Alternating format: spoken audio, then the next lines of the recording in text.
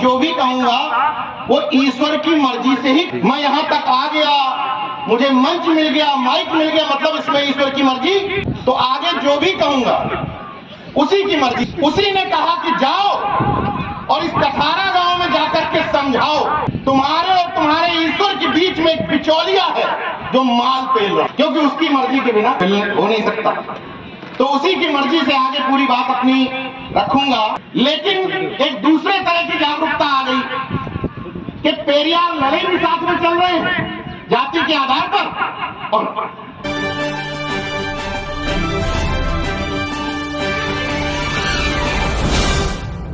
आज जो भी कहूंगा, मैं तो देखिए अल्पज्ञानी व्यक्ति हूं, आज जो भी कहूंगा वो उन्हीं लोगों ने जो सिखाया है वही कहूंगा। और अगर किसी को यहाँ तकलीफ हो रही हो सुन करके, तो ये भी क्लियर कर देता हूं कि जो भी कहूंगा वो ईश्वर की मर्जी से ही कहूंगा। क्यों? क्योंकि ईश्वर की मर्जी के बिना, यानी कि मैं यहाँ तक आ गया, मुझे मंच मिल गया, माइक मिल गया, मतलब इसमें ईश्वर की मर्जी।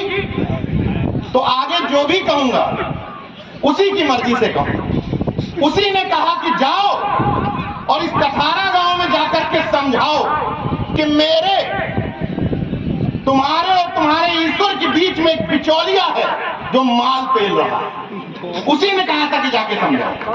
अगर नहीं कहा होता तो मैं समझाने नहीं आ पाता, क्योंकि उसकी मर्जी के बिना कुछ हो नहीं सकता। तो उसी की मर्जी से आगे पूरी बात अपनी रखूंगा। इस दौर में ये कार्यक्रम यहाँ आयोजित हो रहा है बड़े साहस के साथ, जिस दौर में शिक्षा के जहाज बड़े शौक से दफनाए जा रहे हैं। शिक्षा के जहाज बड़े शौक से दफनाए जा रहे हैं। स्कूल बंद करके लोग राजनीतिक रैलियों में बुलाए जा रहे हैं। तू कब तक धर्म की चाशनी और 5 किलो राशन में बिकता रहेगा? मेरे बहुजन, हमारे आपके बच्चे जिस्म से नहीं मानसिकता से गुलाम बनाए जा रहे हैं। इस दौर में किसी मनुवाद को, ब्राह्मणवाद को, आरएसएस को, बीजेपी को गाली देने से ज्यादा जरूरी है अपनी तरफ उंगली करके यह पूछना कि जिस समय ये सब कुछ हो रहा था हम अपनी ड्यूटी और जिम्मेदारी कितनी निभा पा रहे हैं। गाली देना समाधान नहीं है।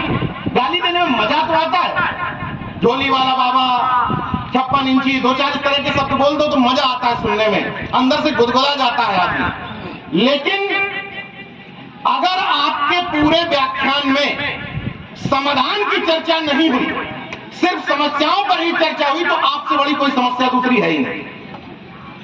हमें समाधान की तरफ बढ़ना है, और समाधान तब आएगा जब ये सामने बैठे हुए लोग ये तय कर पाएंगे कि अगर हम इस तरह के बहुजन कार्यक्रमों में आ रहे हैं तो वो शिवलिंग पर बेल पत्ती चिपका के बच्चा के पास करने वाले के कार्यक्रम में नहीं जाएंगे। अभी कंफ्यूजन ये हो रहा है कि हम जिस अपने पुरखे पेरियार लड़ाई की परिनिर्वाण दिवस पर आज इकट्ठे हुए हैं, अब एक सवाल ये आता है कि उनके नाम में यादव नहीं होना चाहिए। खैर, हमारे भाई ने यादव नहीं लगाया। क्यों नहीं होना चाहिए? क्योंकि 1967 में जब उन्होंने बौद्ध धर्म ग्रहण किया था कुशीनगर में, उस समय उन्होंने कहा था कि आज के बाद मैं सिर्फ मानव हूं, मानववादी हूं। यादव अहीर जो भी मेरी ये पहचान थी सब खत्म हो गई। लेकिन मैं चलो इस बात को मान लेता हूं कि पहले मरीज आइडेंटिफाई करना कि कौन कौन मरीज है और कौन कौन इलाज कराना चाहता है। जब आइडेंटिफाई हो जाए कि इलाज कराना चाहता है तो मेरा इलाज होगा कैसे? तो अब कितना भी आप चिल्लाते रहो, जाति तो सच्चाई है, तो पहले कोई जाति का डॉक्टर सामने रखो। तो भैया पेरियार ललन यादव सामने रख दिए गए डॉक्टर साहब कि ये तुम्हारा इलाज करेंगे। लेकिन होने ये लगा पेरियार ललन साहब के नाम में यादव लगाने से कि कुछ लोगों में तो चलो जाति के नाम पर इस जागरूकता आ गई कि हमारे पेरियार ललन थे, लेकिन एक दूसरे तरह की जागरूकता आ गई कि पेरियार ललन भी साथ में चल रहे हैं जाति के आधार पर। और ये भी चल रहा है बगल में, क्योंकि इनको जाति की वजह से पूछ रहे हैं और इधर आस्था है। वैसे ही तमाम लोगों ने अपने घरों में बुद्ध रख लिए, फैशन हो गया आजकल। तो बुद्ध रख लिए क्यों? हम बौद्ध थे, बौद्ध हमारे, हम तो मौर्य वंशी हैं, बुद्ध हमारी जाति के थे, तो बुद्ध भी पूज रहे हैं और बगल में शिवलिंग भी पूज रहा है। तो मेरा एक अनुरोध है, मैं किसी की आलोचना करने नहीं आया हूं। धर्म और आस्था निजी विषय है, कोई भी काम मजबूरी में मत करो। अगर पेरियार ललई की जयंती या परिनिर्वाण मनाते समय तुम हाथ में लाल धागा बांधे रहोगे तो इतना कम से कम बख्श दो इस मिशन को। हमने कहा मना किया कि तुम जाकर के डुबकी न लगाओ? हमने किसी को आज तक किसी को जाकर के टोका हो तो कहिए। जिसकी जो आस्था है, जिसकी जो श्रद्धा है, वो जाकर के जहां मनाए डुबकी लगाए, लेकिन मिशन को दो तरीके से चलाने की कोशिश ना करें। इसलिए मेरे घर में कोई एंट्री करता है और वो अगर कहता है नीरज भाई जय भीम, तो आप जय श्री राम कहिए, वो भी स्वीकार है, कोई दिक्कत नहीं। आप हमारे घर में आ रहे, कोई भी आ सकता है, वो तो हमारी मर्जी है कि हम क्या बोलेंगे नहीं बोलेंगे। लेकिन अगर कोई व्यक्ति जय भीम, जय ललई, जय अर्जक, जय महामनाराम सिंह वर्मा कह रहा है, तो कम से कम ये 3 आइटम अपने शरीर से हटा लें। 1, 2 और 3। क्लियर है? अगर ये बोलना है, हम ये थोड़ी कह रहे हैं बोलो, लेकिन अगर ये बोलना है, क्योंकि पेरियार ललई एक मिशन का नाम है, किसी एक व्यक्ति का हाड़ मांस के पुतले का नाम नहीं, एक मिशन का नाम है, जिसका नाम लेते ही मनुवाद की सांसें सूख जाती है, हलक में जवान सूख जाती है कि यार पेरियार ललई जिन्होंने ईश्वर की सत्ता को मानने से ही इनकार कर दिया कि ईश्वर जैसी कोई चीज है ही नहीं। और मैं भी बड़े चैलेंज के साथ कहता हूं कि इस गांव में जहां तक मेरी आवाज आ रही है, अगर कोई शख्स कहता है कि वो ईश्वर को मानता है, मैं अभी चुनौती देकर के कह रहा हूं कि वो झूठ बोलता है। मैं चुनौती के साथ कह रहा हूं कि मैं बिना तर्क के कोई बात नहीं करता। क्यों कह रहा हूं? अगर कोई मानता है, मैं नहीं मानता कि सरस्वती ज्ञान की देवी है, ये मेरा निजी विषय है, मैं नहीं मानता, ये मेरा अपना मानना है। लेकिन जो मानता है कि सरस्वती ज्ञान की देवी है, वो झूठ बोलता है कि वो उनको ज्ञान की देवी मानता है। अगर मानता होता तो अपने बच्चे का एडमिशन किसी अच्छे स्कूल को खोज में ना करवा। जो सरस्वती को ज्ञान की देवी मान रहा है, वो किसी भी टुटेरे फुटेरे स्कूल में एडमिशन करवा दे, क्योंकि ज्ञान की देवी ज्ञान दे देगी। वो तो हमारे जैसे लोगों के लिए ठीक है कि भैया हम लखनऊ में खोज खाज के अच्छे स्कूल में सिफारिश लगवा करके एडमिशन करवाए, क्योंकि हमारे लिए तो सावित्रीबाई फुले ही सब कुछ है, उन्होंने ज्ञान दिया था, लेकिन देवी कोई नहीं। यानी कि ऑटोमेटिक ज्ञान देने की परंपरा में पेरियार ललई साहब ने नहीं बताया हमको कि ऑटोमेटिक ज्ञान घुस जाता है। उन्होंने यही बताया कि करने से होगा, अभ्यास से होगा, बिना स्विच दबाए पंखा भी नहीं चलता। तो यानी कि उन्होंने हमसे कहा कि हर चीज के पीछे कोई ना कोई कारण जरूर है। तो जो व्यक्ति कहता है कि ईश्वर है, उस व्यक्ति से मैं कहता हूं कि अगर तुम्हारे घर में कोई बीमार होगा तो बगल में तुम मंदिर के में एडमिट करवा के उसका इलाज कराओगे, अच्छा अस्पताल ढूंढते घूमोगे। जितने पीजीआई में, केजीएमसी में, एम्स में इलाज करा रहे हैं, उन लोगों से जाकर के पूछो तुम ईश्वर मानते हो? कहेंगे हाँ मानते हैं। तो काहे को एम्स में लेके आए? इसका मतलब तुम झूठ बोल रहे हो, नहीं मानते हो, तुम दोयम दर्जे के आदमी हो। असली धार्मिक कौन है? हम। मैं असली धार्मिक व्यक्ति हूं। कैसे? इसको भी प्रूव करूंगा। धर्म का मतलब क्या है? चीनी का धर्म क्या है? मिठास। नमक का धर्म क्या है? उसका खारापन, कसेलापन। इंसान का धर्म क्या है? इंसानियत। और मानव का धर्म क्या है? तो हमसे बड़ा धार्मिक कोई हो गया क्या? केवल घंटरिया हिलाना ही धर्म नहीं है। मानव को मानव से मिलाना, मानव को मानव समझना ही असली धर्म है। यही तो हमारे पुरखे हमें सिखा के गए। और इसीलिए अंतर समझिएगा, जो बहुत बड़े धार्मिक बनते हैं, मुझे माँ गंगा ने बुलाया है, माँ सरस्वती ने बुलाया है, यमुना ने बुलाया है, बेतवा ने बुलाया है, जो नदी को माँ कहते हैं, माँ हम नहीं कहते, हम रिवर कहते हैं, जो नदी को माँ कहते हैं, वो जाकर के नदियों में अपने पुरखों की राख फेंकते हैं, घर के कूड़ा करकट फेंकते हैं, मूर्तियों का कचरा फेंकते हैं। लेकिन हमारे जैसे मानववादी लोग जो असली धार्मिक हैं, हम प्रकृति पूजक लोग हैं, इसलिए हम नदी को गंदा नहीं करते। मैंने अपनी माँ और पिता दोनों की ही राख को नदी में फेंक करके उसको गंदा नहीं किया। मैंने दोनों की ही राख को अपने खेतों पर बिखेरा, क्योंकि हम लोग प्रकृति पूजक लोग, असली धार्मिक लोग। जो लोग सुबह से शाम तक रखते हैं गाय माता है, गाय माता है, गाय माता है, बैल को बाप नहीं कहेंगे, गाय को माता कहेंगे, खैर कोई बात नहीं, उनकी मर्जी। तो जो गाय माता रखते रहते हैं, हमारे लिए गाय और कुत्ता या कोई भी जानवर सब बराबर है। ना हम गाय को डंडा मारते हैं, ना कुत्ते को डंडा मारते हैं, क्योंकि हमारे अंदर इंसानियत है, मानवता है। इस दौर में ये समझने की जरूरत है कि हमारे इस भोलेपन को इस्तेमाल कौन कर रहा है। जैसे जब हम लोग ये कहते थे, हमारे जैसे अम्बेडकरवादी लोग, अर्जनवादी लोग, कि जो मन चंगा कठौती में गंगा, तो बोले कुंभ का विरोध कर रहे हैं।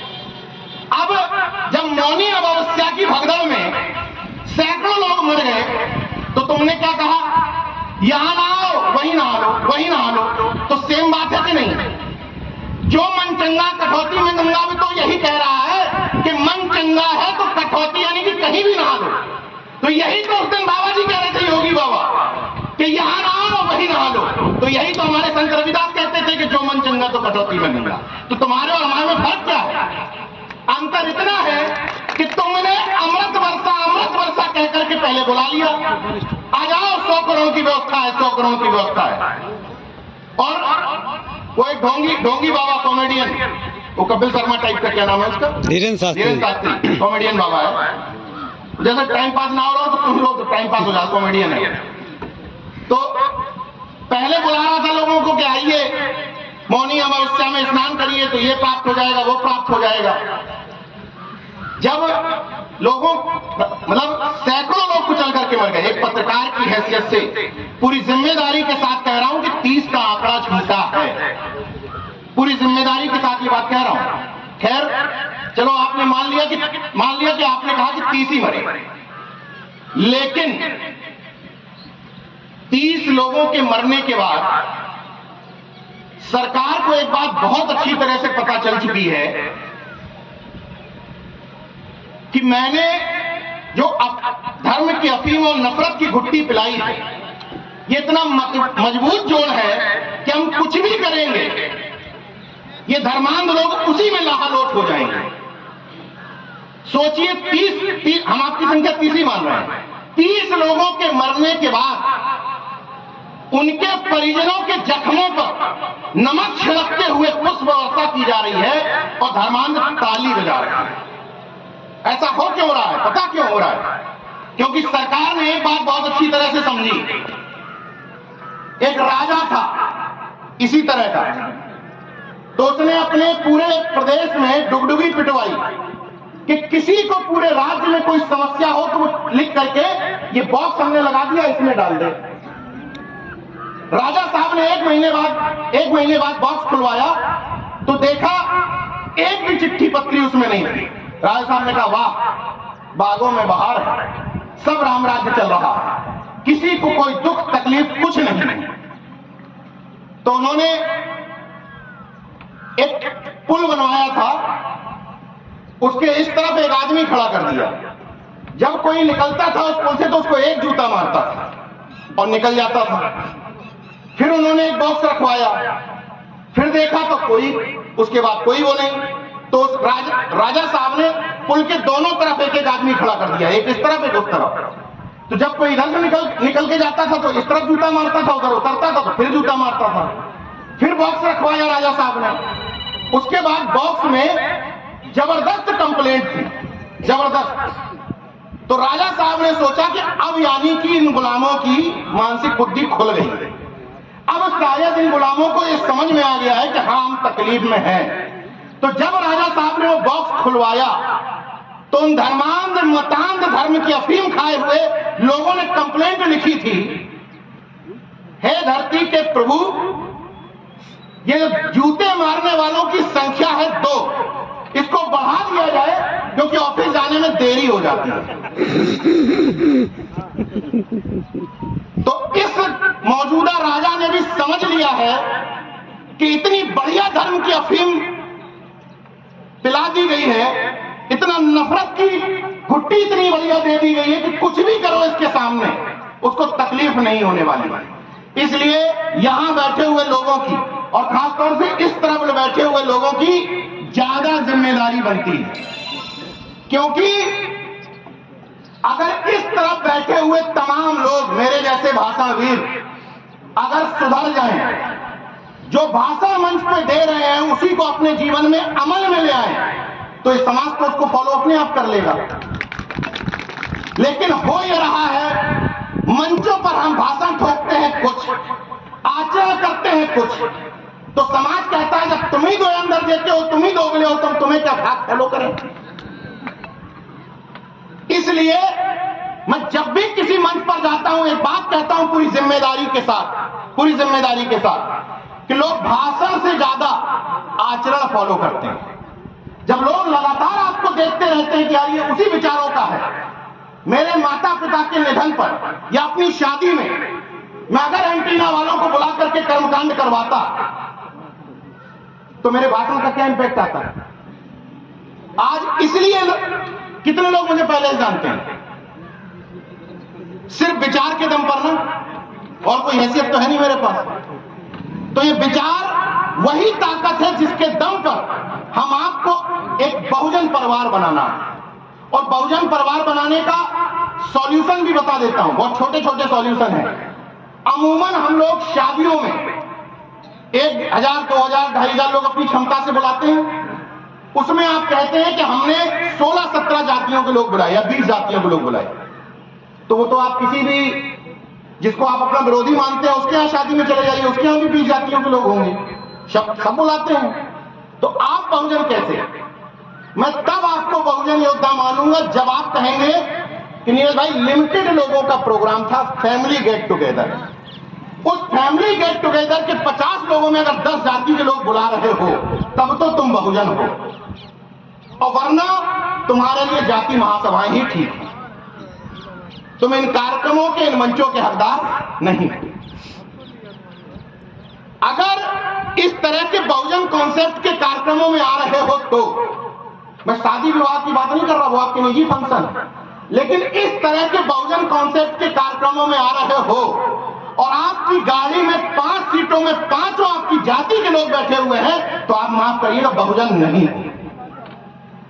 और ये बात क्यों कह पा रहा हूं, उड़ई से टीम बदलाव के जो हमारे साथी आए हैं उन लोगों के नाम बता देता हूं आपको। पहले तो टीम बदलाव लखनऊ से मेरा एक भाई आया है, यहीं कहीं शायद बैठा होगा, चेतन जायसवाल। चेतन है यहाँ कहीं? अमूमन लोगों के, मैं हर बात क्यों कह रहा हूं, हर बात के पीछे एक वजह है। चेतन जायसवाल चूंकि सरकारी नौकरी में है तो उनका विभाग पद नहीं बताऊंगा, ये लखनऊ से बाइक से चला करके आए, बाइक चला कर चेतन जायसवाल। और हमारे आपके मन में धारणा क्या है, जायसवाल के काम करने से फायदा क्या है, वो तो अपने आप को ओबीसी मानता ही नहीं है, यही तो सोच है हमारी। आप मैक्सिमम लोग तो यही सोचते हैं ना, इसीलिए चंद्रिका प्रसाद जिज्ञासु की जयंती मनाना बंद कर दिए, क्योंकि जिसकी जितनी संख्या भारी उसकी उतनी हिस्सेदारी। अब जायसवाल और चौरसिया मूवमेंट में आते ही नहीं है आपके वोट बैंक की श्रेणी में, तो सिद्धियाल चौरसिया को भी नहीं पूछना है, चंद्रिका प्रसाद जिज्ञासु को भी नहीं पूछना है, कर्पूरी ठाकुर को थोड़ा थोड़ा पूछ लो, क्योंकि गांव में कुछ रहते हैं थोड़े थोड़े। भाई संख्या भारी हिस्सेदारी में जिसकी बेचारे की संख्या कम है वो मर जाए। संख्या भारी वाले कुर्मी भाषण ठोकेंगे, यादव भाषण ठोकेंगे, जाटव भाषण ठोकेंगे, बाकी बस संख्या कम वाले हैं, खत्म मामला हो जाए उनका। खैर कोई बात नहीं। एक नाम लखनऊ से बताया, दूसरे हमारे उड़ई से आए हैं अजय श्रीवास भाई, आर्य कन्या इंटर कॉलेज है उसमें लिपिक हैं, हमारे टीम बदलाव के सारे कार्यक्रमों में शामिल रहते हैं। तीसरे हमारे टीम बदलाव से आए हैं रविंद्र चौधरी भाई, पत्रकार है उड़ई में। 5वें हमारे आए हैं शैलेंद्र यादगिर भाई, उड़ई से, ये भी पत्रकार हैं। 6वें हमारे आए हैं पुनीत यादव जी, ये अपना स्कूल चलाते हैं वहां पर। साथ में हमारे आए हैं रविंद्र गौतम भाई, ये भी पत्रकार हैं।